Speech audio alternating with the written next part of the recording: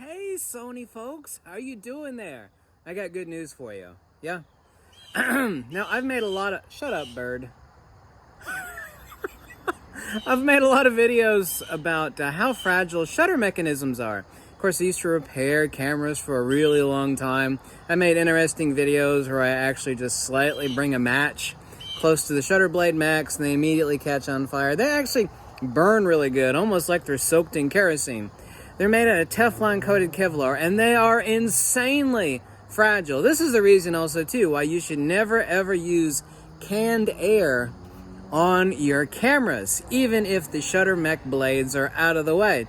Because any slight warpage or distortion on those ultra-fast moving curtains, there's curtain 1 and curtain 2.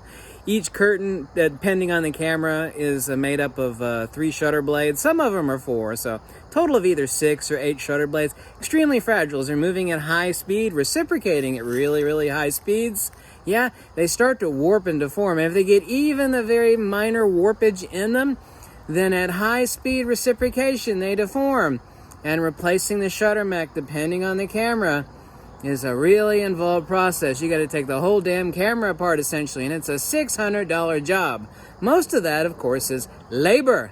So, when people that don't know anything about how cameras are made, and how they work, and which parts are fragile or not, a certain silver-haired individual made a video recently, and people pointed out to me, said, reasons why he didn't like the Sony a7 III, blah, blah, blah, which I don't care what somebody does or does not like about a camera. But he said, though, I like Canon because they protect the sensor.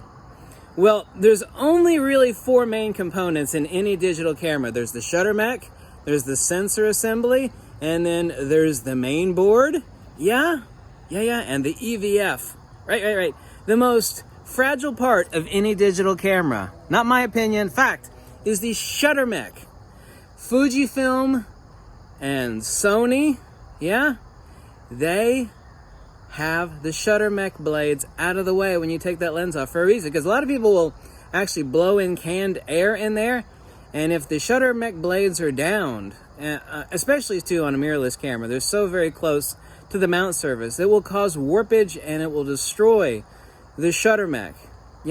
So Sony actually knows what they're doing by not having the shutter blades in the way of the sensor.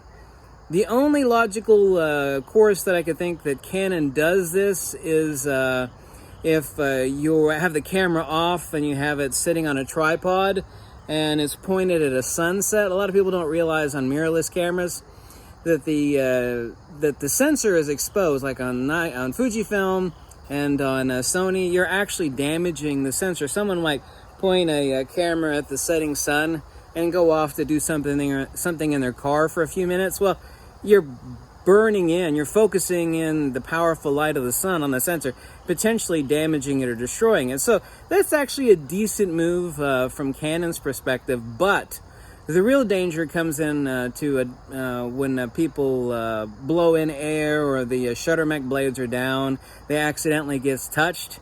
If you touch the sensor on your camera, you got cover glass, and then you actually have the IR pass filter, and then another piece of glass, depending on the camera and the sensor, and then there's hermetically sealed glass beneath all of that glass is actually protecting the damn sensor.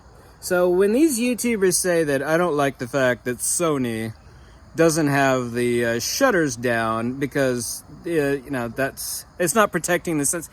Your sensor, of all the components, not my opinion of fact, the EVF, the main board, and the sensor mech, and then the shutter mech, the most sensitive part of your camera is the shutter mech. The least sensitive part of your camera is the sensor assembly. Not my opinion, that's a fact. So Sony is actually doing it right. So actually picking on, I don't like the fact that my Sony camera gets more depth.